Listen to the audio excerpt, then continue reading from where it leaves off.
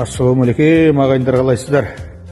Мынау Шыңғыс хан туралы көп әңгімелер жүріп жатыр. Қазір жазушысы да несі де мынау Ұларбек Дәлелұлы деген көкеміз жазып шықты. Мынау Жошы хан деген кітапты мен кеше алдырып, бір аптадан бері оқып жатырмын.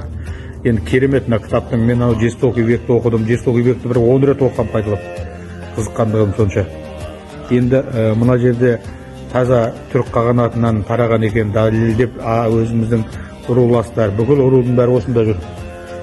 Соны дәлелдеп жазып шыққан екен. Жошы ханның өмірбаянын, Есугейден бастап Шыңғыс ханның қалай көтерілген, қалай хан болғанын, бүкіл соғысының бәрі қазақ жерінде өткен екен. Өзіміздің Алтайдан бастап.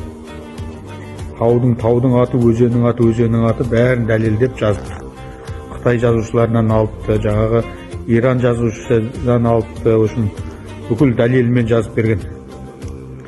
Осы кітапты алып оқыңыздар. Каспий магазинге кірсеңіздер, Каспийдегі ішіне жаңа Жошы ханның кітабы деп жазсаңыздар, шығады 5200-ге ма үйге шейін әкеп береді.